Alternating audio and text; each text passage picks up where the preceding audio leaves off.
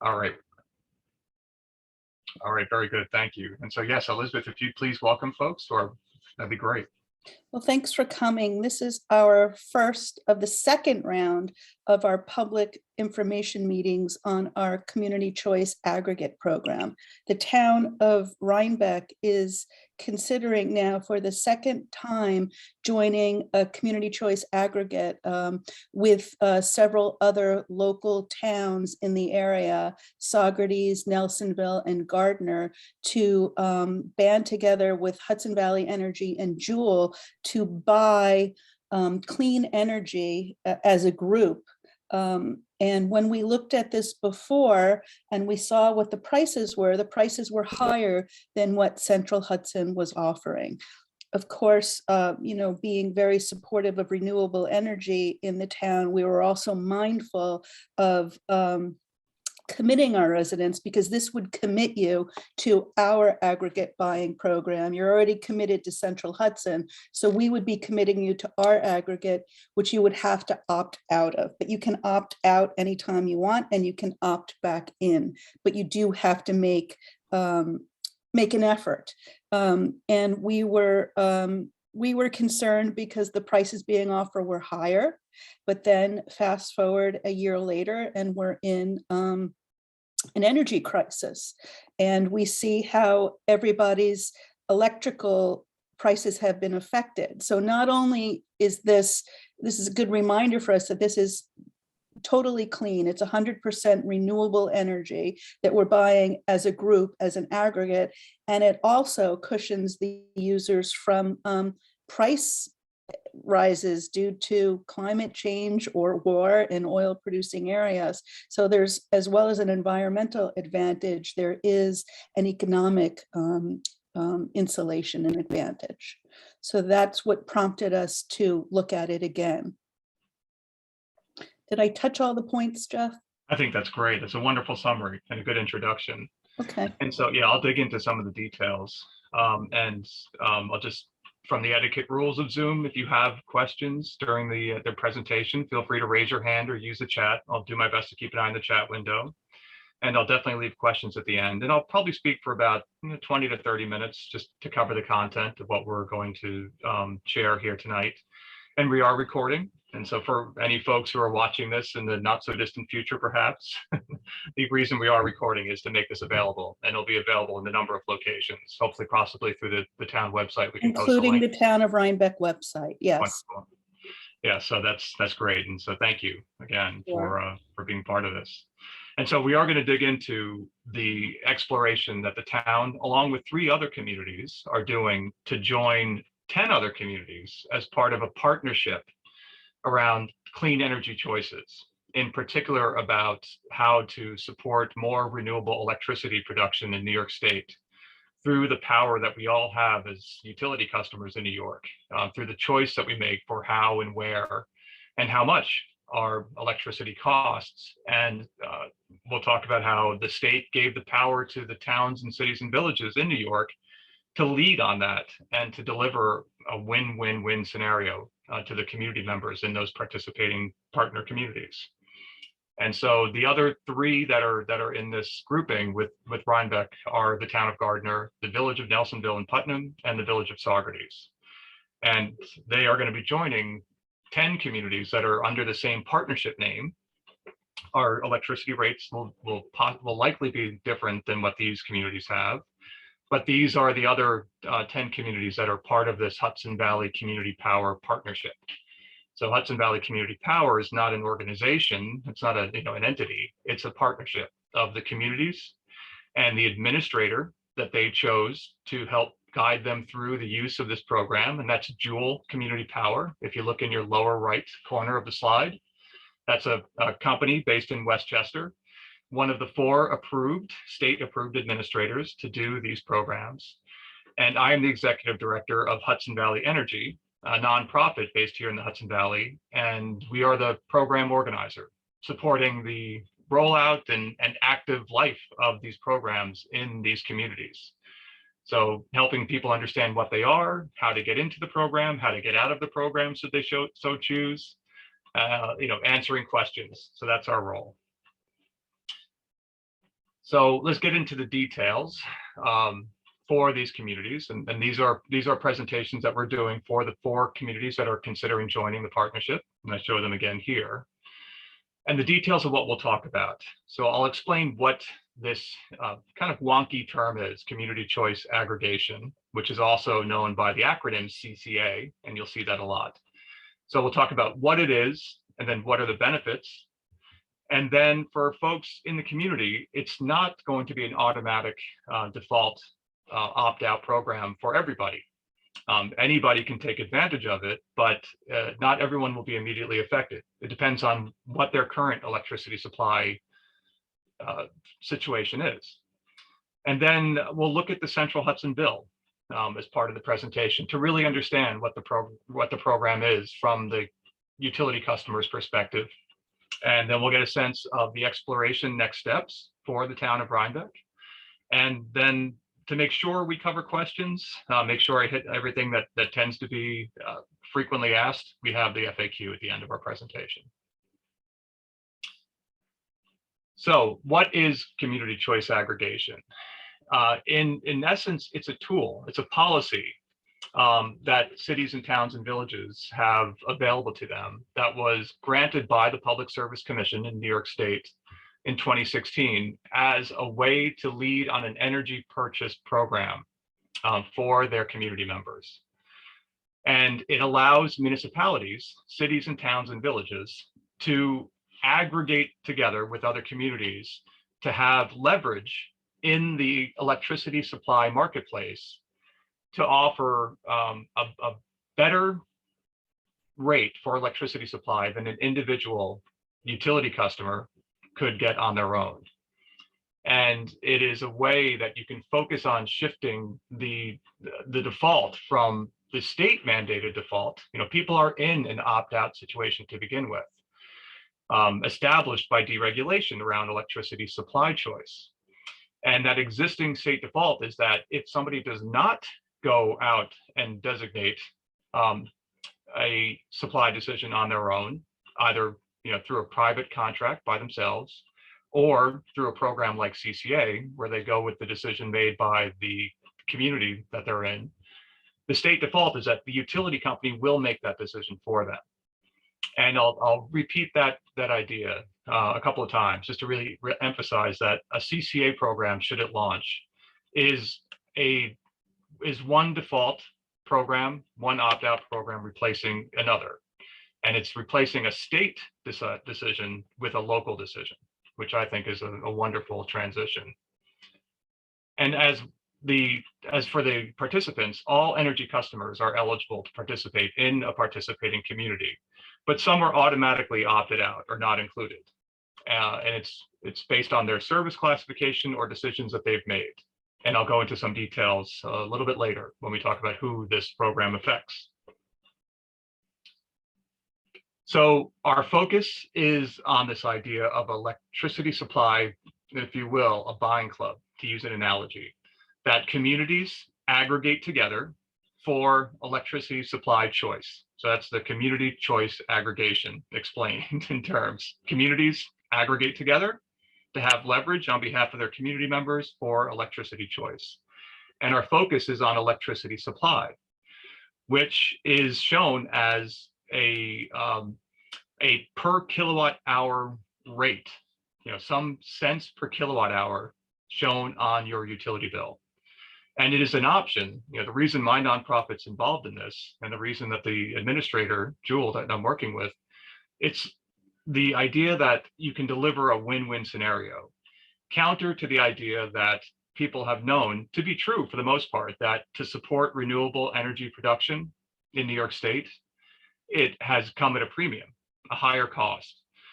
The CCA platform, just based on this idea of the power of numbers in a buying club allowed by the Public Service Commission, you can actually pay less than you would for your electricity supply for 100% renewable supply of electricity onto the New York State grid.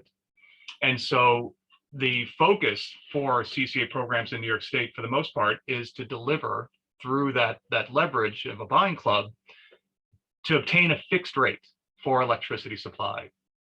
So looking at the simplified chart on the left, which is just showing that we're talking about electricity rates over time, there's no labeling on this, but the idea is that a CCA electricity rate will be the same rate every single month for a contract period, a multi-year period, every single month. So somebody's usage in the supply section of their bill is always multiplied by the same rate, the same cents per kilowatt hour. The dotted red line shows what the competition is for most people. That's the utility making the decision, and their utility rate fluctuates every month. It's probably rarely, if ever, been the case that the utility rate is the same one month to the next. And this simplified graph also points out something useful in that the CCA rate is very competitive. It's a very good rate. It's certainly a much better rate for a 100% renewable supply source than an individual could obtain, but it is not a guaranteed savings.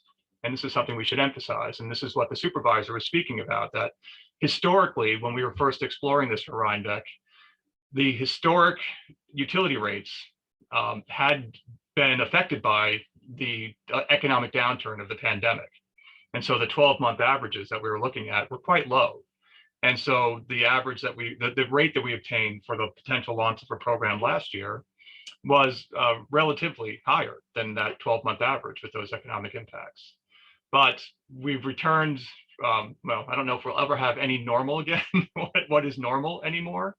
But in terms of utility rates, we've returned to, barring the spike that we've seen this year, things are more expected. And there still will be months when the utility rate is lower than our fixed CCA rate.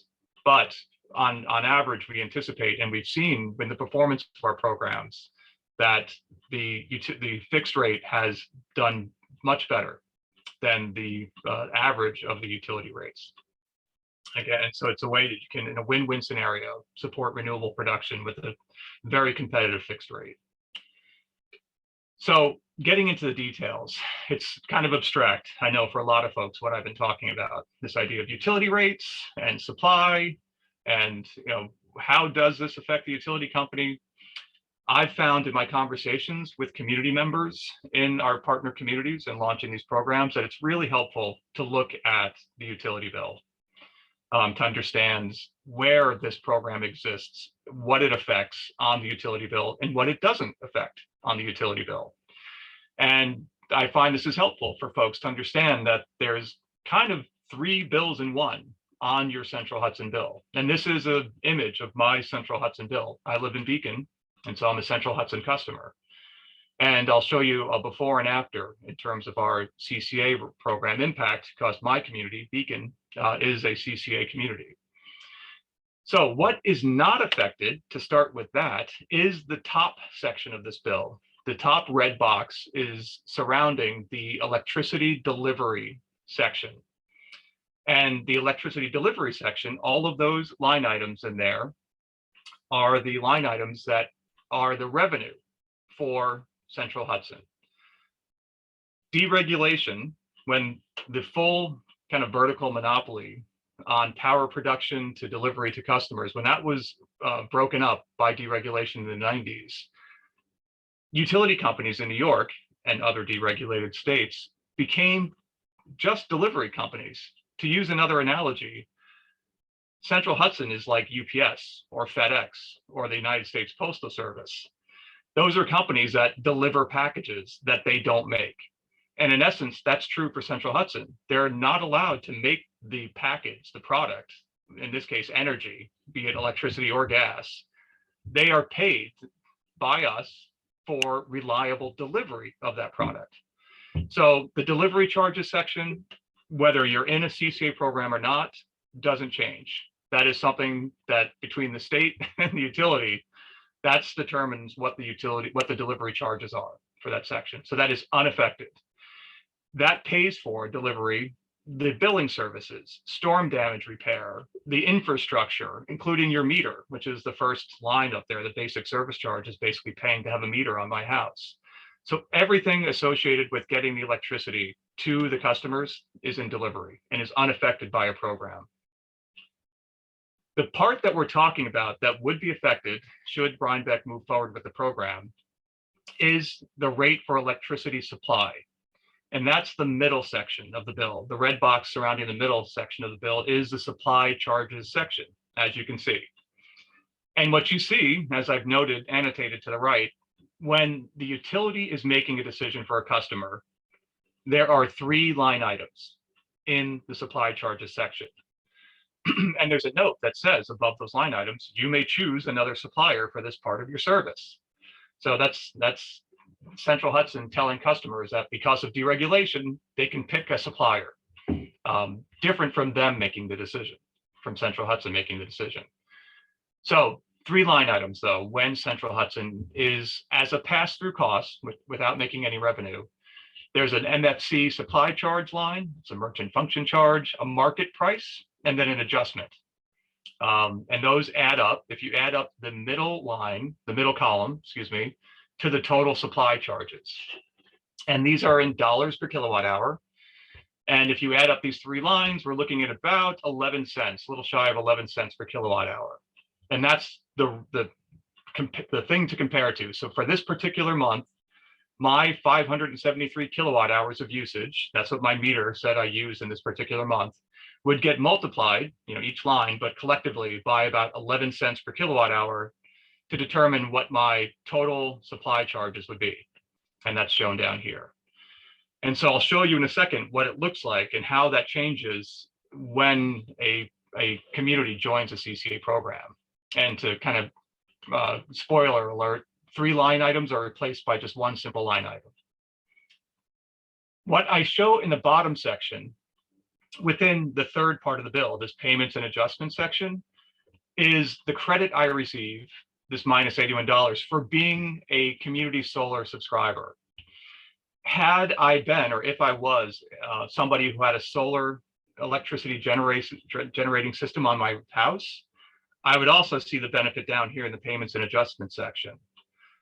I point this out because it's a common confusion, a misconception that having a community solar subscription or having solar on one's home or business is the same thing as electricity supply. I won't go into the details any further here, except to really just emphasize that point that any solar decision that somebody makes, be it direct ownership or leasing of a system on their property, or virtual ownership through something called community solar, where you are basically a subscriber to a field of solar panels in your utility territory, it is something separate from electricity supply. So that means that you can do CCA and community solar or have solar on your home or business. You can still be part of a program that's just focused on electricity supply. All right, so let me just want to really emphasize that for clarity. Yes, and the supervisor is emphasizing that the town has been supportive, has available a community solar project, and I'll definitely be glad to have you speak more about that. Thank you, Supervisor. All right, so here comes the before and after. So as I mentioned, my community is a CCA program community, and so watch what happens when somebody's in that program. 3 line items are replaced by 1 line item. It's a different month, different usage, so ignore that change. But there's no longer 3 line items. There's just 1, and right here is the magic number where everything is included. This is 6.361 cents per kilowatt hour, or $0.06361 per kilowatt hour.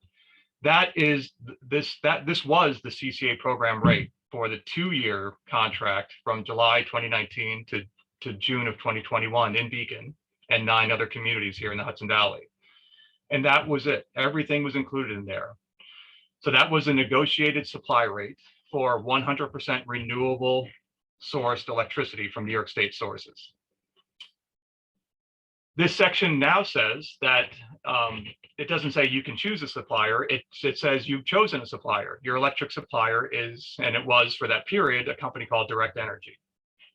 And that was the company, Direct Energy, that the aggregation of communities, the 10 of them that were part of Hudson Valley Community Power, chose to be the supplier. And they were locked in, Direct Energy was, to provide this rate for any member of the communities that were part of the program. And that's it. That's everything inclusive. There's no other fees or anything to be part of this program. And you can see that, again, this is something different than solar. This is a fixed supply rate, and it is not affected by solar in any way. One little hint too to distinguish how a supply rate program is different than anything solar related, is that the benefit down here for my solar participation, if you note, there's no kilowatt hours down here, because the benefit that's derived in this section is really separate from the multiplication of your usage for that particular month. It's for the sake, it's not how much you use. The benefit is based on how much a solar system that is associated with you generates in terms of benefit. So just to make that clarification. All right, moving forward. And this is a review, to review the choice options that people have for electricity supply. And forgive me for being redundant, but I hope this helps even further clarify. So in terms of electricity supply affecting this middle portion of the bill, the three choices that any utility customer has in a CCA program are: one, to have the utility company make that supply decision for them. And that's the three line items shown on the bill. And again, this is the New York State determined default by deregulation since the 1990s. That is the original opt-out program. The second option that anyone always has available to them is to enter into a private arrangement for electricity supply, to go to the market and enter into a contract for a rate, fixed or variable, and from different sources. Examples of companies that you may have heard of that fall into this energy supply company option are Green Mountain Energy, Ambit.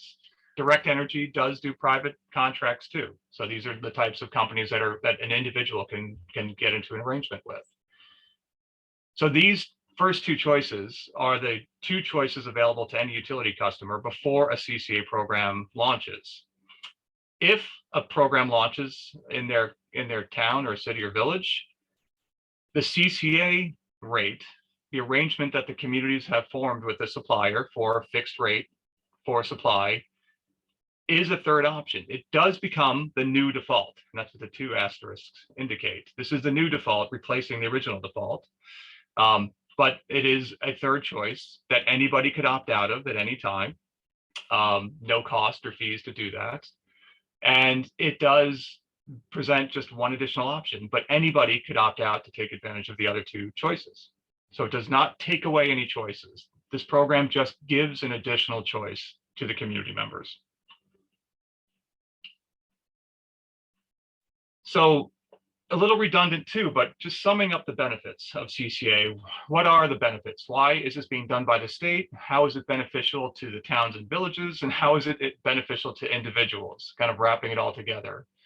It's a program that enables local selection of default supply. So it really empowers local decision-making versus the utility, by state mandate making that decision. It's a program that allows leveraging of bulk buying strategy through this aggregation for very competitive and often better rates, so that you can actually pay less for 100% renewable electricity sourcing than non-renewable sourcing. With the focus on a fixed rate, the flat line in our graph again, it eliminates price volatility, which is really quite lovely for many people. You know exactly what you'll be paying in terms of supply rate from one bill to the next. It just will vary based on your usage, but it's always the same rate. It is a very powerful mechanism to accelerate this movement towards renewable energy on the New York State grid. This is the power of the consumer demand to transition the ratio of renewable production on the New York State grid. These communities aggregating together with this large amount of demand is very, very significant in the movement towards more renewables being on the New York State grid. And not least is consumer protection benefits associated with the program. Lots of folks have tried going into the private marketplace for electricity supply, and many people have been happy with the electricity supply choices they've made as individuals. But a lot of people have had bad experiences in the electricity supply marketplace in private contracts. There's a lot of very well-earned distrust and some things to be cautious about in the energy marketplace. This design, this being enabled by the state, a very simple program in design, everything included in the rate, no hidden fees, very set terms in terms of how long the program lasts and that fixed rate applies. The fact that no one's in a contract, the community, in essence, if it launches a program, enters into a contract on behalf of their community members. So people, it's like being given a membership without any restrictions. So they can opt in or opt out at any time. And with the team, the communities and the administrator team that they choose, providing oversight of the program, people are protected from the bad experiences in the marketplace. And so this is not least of all the things to focus on in terms of what are the benefits of CCA. What I found in numerous conversations is that lots of people having those bad experiences really do appreciate the fact that this is simple and a way to vet the options that are offered and to ensure that what is offered is what's received. That's very clear and very transparent. And I think it's very important in sense of, as we transition and think about strategies to put more renewables on the grid, enhancing the trust in what's out there, the players involved as we make these decisions is no small thing. So this is where the third arm of the win-win-win analogy, this idea that you can, the first win being promoting renewables, the second win being at a very competitive rate, an often better rate, and the third win being consumer protection. So that's the essence of the CCA offer. So to the question of will it affect me? Who's included when, if and when a program launches, and who's not? So for the most part, most of the folks, if you remember my menu slide, if I was to go back up to it, most people in communities that launch are in choice number one, the original default. And they are the ones that are automatically included in the program, barring a couple of other restrictions that might automatically opt them out. But generally, customers are enrolled in an opt-out basis for the most part in a community, except for if somebody's already in choice number two in my menu slide, if they're already in a contract with a third-party supplier, they're automatically excluded from the program. Not excluded, they're automatically opted out. They can join if they want to, if they end their arrangement with the private supplier, but they don't have to opt out of anything for the CCA program because in essence, they've already chosen to opt out by being in an arrangement. The second bullet, customers that are billed based on demand. Larger customers have a demand meter. So it's larger companies, a school system that probably has many meters, but some of their meters might be larger. If it has a demand charge on it, larger customers are automatically opted out as well. Customers that have placed by themselves a freeze or a block on their account with the utility company. Some folks do this to make sure that that nothing can happen to their account without them being notified. It's a protection. And the bad experiences that people have had lead to this decision by folks. But if somebody has a freeze or a block on their account, they're automatically opted out too. Nothing will change for them. And then the fourth grouping that are the typically opted out folks are anyone who is part of the home energy assistance program, bill pay assistance program called HEAP. Because the savings that are possible through the fixed rate versus the fluctuating utility rate, because it's not guaranteed, the design of the program, these folks are have to opt in if they want to participate. They're not automatically included. So again, customers will be automatically enrolled unless they take action before the program begins, but anybody can opt out of this program at any time. And that's what my nonprofit helps support. So the next steps, we're doing outreach for a couple of months here. This is our first of our second wave of outreach that we're doing. We did it last year in the exploration. It didn't make sense last year for Rhinebeck, but now we're doing it again.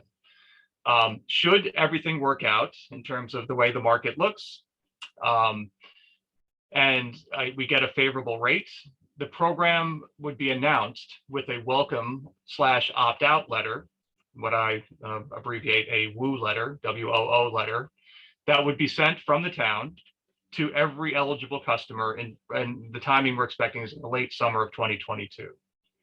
So that's if everything works out and the rate looks good and the town decides to proceed, folks would be notified with a mailing that would come from the town, paid for by the supplier. There's no cost to the town for any of this. So no indirect cost to the community members either. But the notice would come in late summer 22, we anticipate. That letter being sent initiates something called an opt-out period, a 30-day opt-out period. And that's a period where if you don't want anything to change in terms of your arrangement for supply, you have 30 days to let us know by numerous methods. Any one will do. And you would not be included in the program when it does officially kick in. So that opt-out period takes us into the fall of 22, we anticipate. It's a period, again, where if you don't want things to change, you can opt out and nothing would change. But again, I keep emphasizing this, anyone can opt out at any time or opt back in to the program anytime at no cost. So this would, of course, have been after we have a selected default supply option, for the municipalities, an agreement across the municipalities that are looking at this. And then if all this works out after the opt-out period, it would be the fall of 2022, October, November, we anticipate, when the 3 line items for those in that choice, in the first choice of the menu, would be replaced by 1 line item, and the program would be live. All right, so that's kind of the overview. So just going to run through some frequently asked questions, just to kind of as a review, but also to make sure I didn't miss something. So one of the most common questions we get asked is, does this program replace my utility company? And as I definitely tried to emphasize when we were looking at my utility bill, my Central Hudson bill, no, it does not replace the services of Central Hudson, of the utility company. And as you saw by the line item change, it is all done through the Central Hudson bill. This is not something where a new bill comes to the house that somebody has to pay attention to. This is all done in coordination with Central Hudson. And all of their delivery services, including storm repair, maintenance of the electric grid, unaffected, still the way it is now. Does this impact the reliability of my electricity? People ask this, especially, I think, thinking about and hearing about renewable power, where if it's the 3 types of renewable power that we allow suppliers to offer are hydropower, wind power, or solar power. And particularly with the latter 2, with solar and wind, people think about, well, if the sun's not shining at night, how does you generate electricity? If the wind's not blowing, how are wind turbines generating electricity? In essence, there is no impact. You still receive electricity through the New York State grid, which is connected to all the production sources, renewable or not, in New York State, and it's all overseen by the New York Independent System Operator, who focuses on, in coordination with Central Hudson and with oversight by the Public Service Commission, reliability is one of the #1 things. Again, delivery is what Central Hudson does. So in coordination with those oversight agencies, they make sure that there's no interruption generally in the grid. What we do through this program is give people a way to exclusively send their supply dollars to renewable producers in New York State. So they're not just getting renewable electrons to their home, they're getting the whole mix, but we're having a very powerful impact on the ratio of renewables, which are overseen by those agencies to make sure that these renewable power sources come online in a reliable and in a reliable way. So will the program save me money? It is not guaranteed, though it has been proving to be very beneficial for folks. That buying club mechanism has really worked out well. What if I want to change my supply choice? So once the program launches, you can call the helpline or use an online enrollment form or a change form on the website to change the supply choice that you might have, either within the program or to opt out of the program to make your own choice. In a number of the communities where we have live programs, we've offered a 100% renewable fixed rate, and we've also offered a blended sourcing rate that's also fixed, but it's not 100% renewable, and it's been slightly less expensive. So some communities have offered 2 program rates, and as you can opt in or opt out at any time, participants can also choose from one of those 2 options at any time if the community chooses to do so. But some communities just focus on one rate option, the 100% renewable, which we think is a grand approach. Do I have to stay in the program the entire time? Nope. Anybody could opt out or back in at any time during the length of the whole period, the contract period. And the length of programs have been in the Hudson Valley 2 years, and now the other communities that are part of Hudson Valley Community Power, as of last year, started a 3-year program. So these are multi-year programs. But again, the fixed rate applies across the full duration of that program, and anybody could opt in or opt out at any time, take advantage of it. The second bullet, can I participate if I have my own solar panels or if I participate in community solar? And the answer is yes. And this is what I tried to emphasize again through looking at my utility bill, that solar benefits are in the payments and adjustments section, which is separate than the CCA electricity supply rate section. And so they are parallel opportunities. You can do both. What happens after this program ends? You know, after the contract period, this multi-year contract period ends. After it ends, the municipality can choose to do it again, to go out to bid again for another fixed electricity supply rate.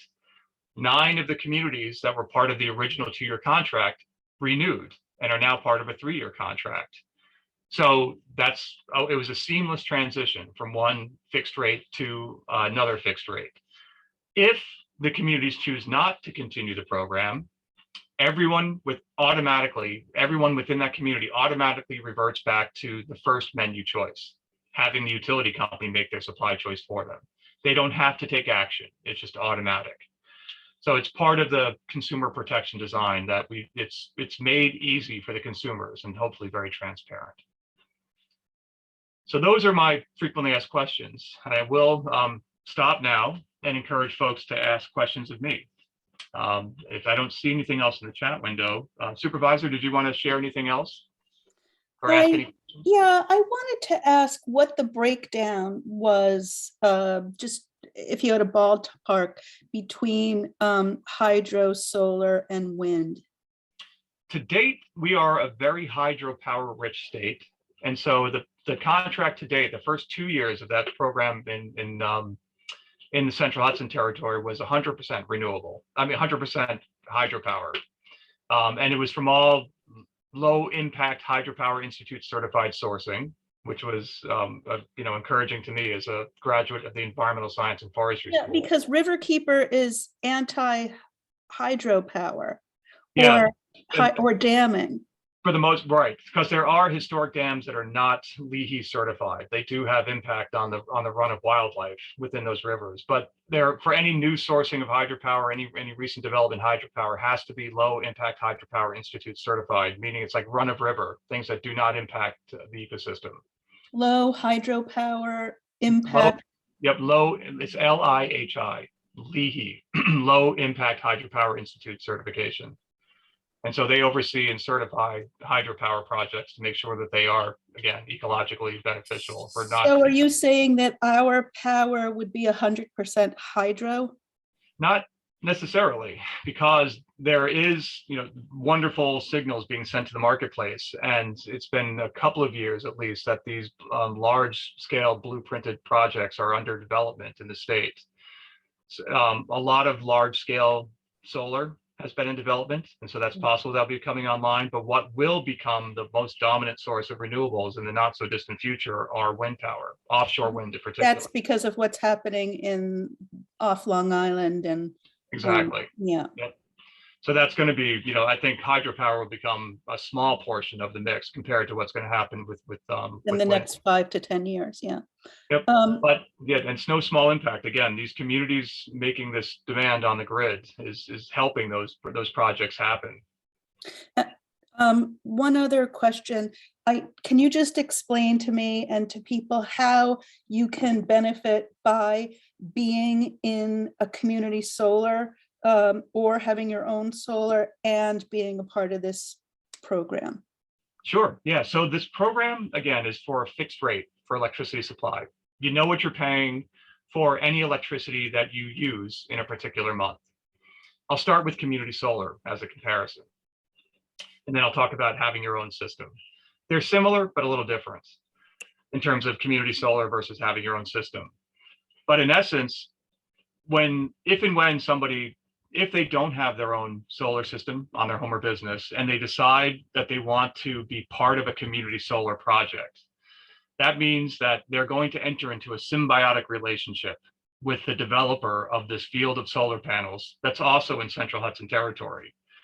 And they subscribe, they basically become virtual owners of a portion of that solar field. The amount of solar that they are assigned by the developer is based on their historic usage. So they look at their past to understand what their average usage is. And the developer assigns a portion of the field with the targeted, it's become the accepted norm by state design. The targeted benefit is a guaranteed savings, a monetary reduction that targets 10% of the total electricity spend of that customer. So the benefit will fluctuate based on how much electricity is produced by that portion of their field, but averaged out over a year, they relatively simply, it is targeted to save that customer about 10% of their total electric spend.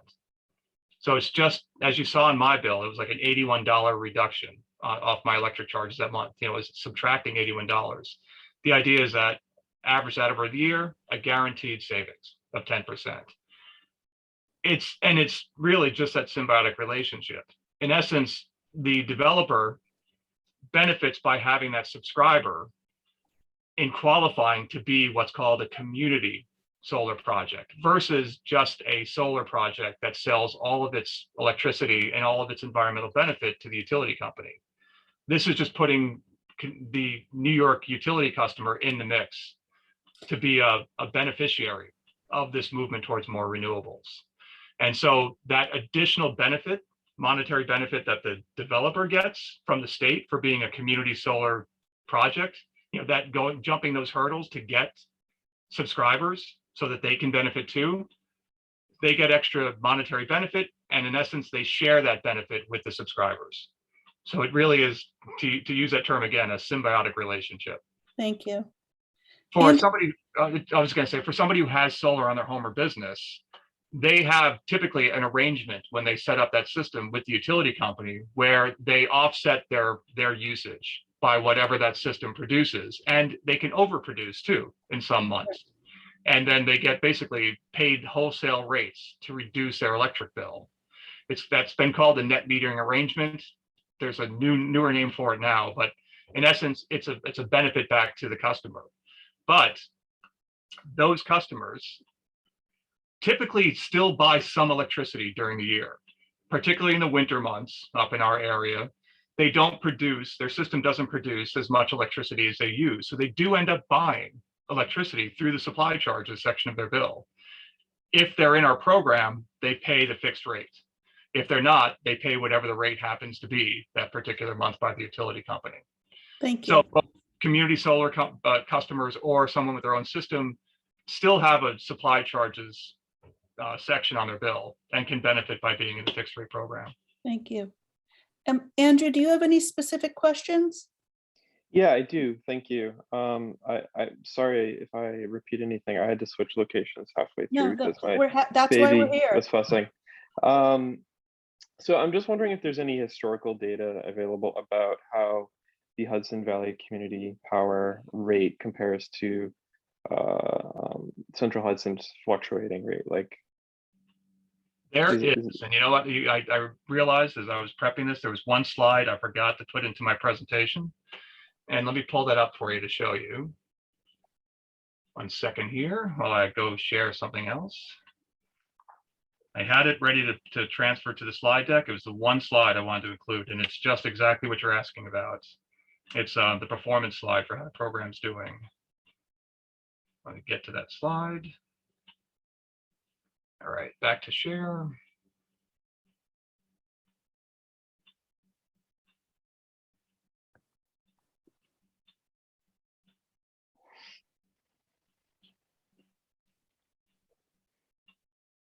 Is that all right? Are you seeing what Yep.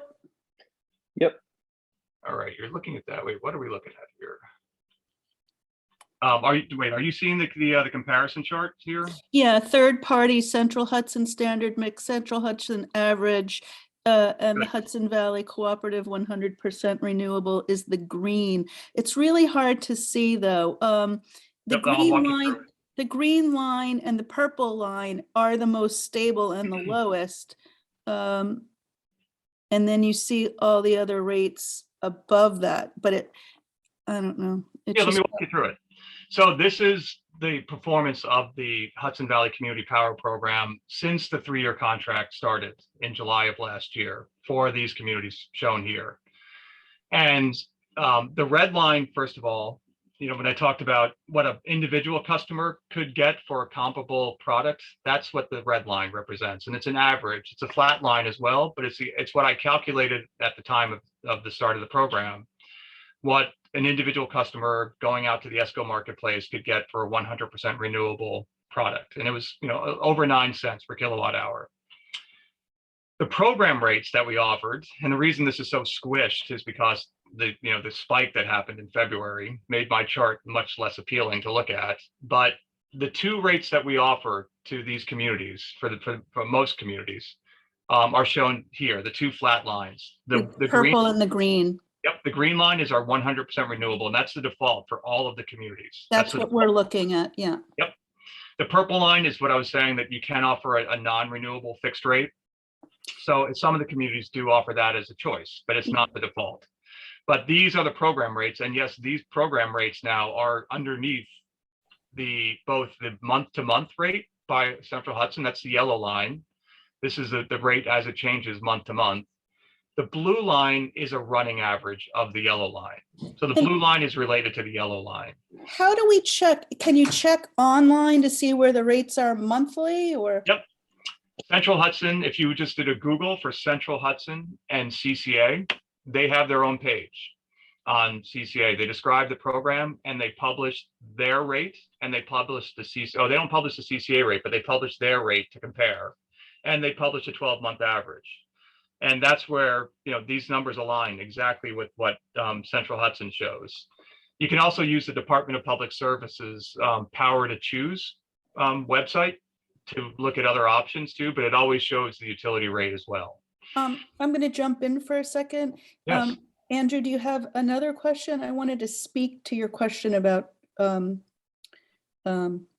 historic data, but I don't want to cut you off. I do have other questions, but not about this specifically, more just about like rebates for like infrastructure later on. So if you want to go a little bit deeper into this. Yeah, what drew us to this was the town board is really committed to lowering our town's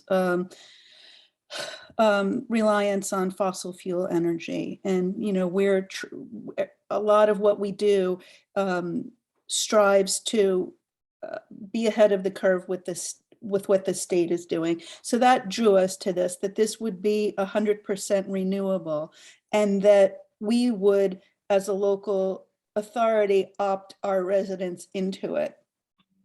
And residents can opt out and opt in on a monthly basis. If you're, paying attention, you can check rates and switch back and forth. Jeff, is that correct? That's absolutely correct. Yep. But when we saw what the rates were compared for the new program were compared to what the old program was being offered, we got skittish because we felt that we were opting our residents into something that would cost them more, even though they could opt out at any time. Sometimes it takes people a while to figure things out. And so we backed off it. Then, fast forward to the beginning of this year where Central Hudson rates went through the roof And we realize that this could be a substantial savings for people, and that we have to be in it in order for people to have access to it. So it really drove home to us how important it was to pursue it again, and then just hope that we could educate people about their being able to go in and out. It's a big ask, but as a government, we feel it's, as a local government, we feel like it's worth it. Yeah, my in-laws have this type of program in their town in Massachusetts, and they've been really happy. Like, I don't know, they said something, they're like their electric bill is like $30 a month, and I just get a bill for $1,700 last month. It's killing people, you know, and so this can be an insulator against rate heights. And I mean, I guess we all just have to become more savvy consumers, you know, and check. But really, we're already opted into Central Hudson, so you know, this is a choice. And also, if you don't mind me just asking one or two other questions. Yeah, go for it. So I know that like everything here is the central focus here is the rate, but so like in 2020, I switched my home over to a heat pump system, and Central Hudson offered me like it's basically like a 40% rebate off of that. Would that type of thing change now going forward because my supplier would be different? So would the benefits offered by the utility for such kind of infrastructure changes be affected? Is that your question? Basically, yeah. No, it wouldn't be. Again, repeating that idea that since the late 90s, since deregulation, utilities are not allowed to make money on supply. Just as if somebody went and got into a private contract with a third-party ESCO like Green Mountain, that has no impact on Central Hudson's revenue model and, you know, any kind of state support structure they have to offer incentives. This program is based on the same idea. It's just changing supply choice, you know, to an ESCO collectively chosen. So again, it has no impact on either the delivery revenues or any other state programs that are passed through along to customers. So it would not have any impact on those types of decisions. Okay, great. Yeah, that's kind of my last question I think I had. Great. Well, thanks for coming. Great. I'll just kind of leave off on saying that, you know, the additional benefit of the program, and forgive me for having my own biased perspective, but one of the beautiful things about the program is that it comes with my nonprofit and the team to be an education resource for the community as well throughout the life of the program. Can people bring you a bill and say, if we were opted in at the current rate, where would our electricity bill be? You often answer that question. As a matter of fact, I have this whole series that we call our Energy as a Second Language series, where we actually designed with Central Hudson utility bill education courses, and so we spend a lot of time. You know, I'm in local government. I pay attention to this, and they're impossibly baroque and really difficult and really complicated to understand. It's really, people have been very appreciative that they have our team to call during these times when they're having a hard time getting Central Hudson on the phone. We'll promote that on our website too. We'll make sure that we have a separate area for that, and I'll probably send you my electric bill as an audit and make that public just to show, you know, how you can get to the bottom of it. All right, that's great.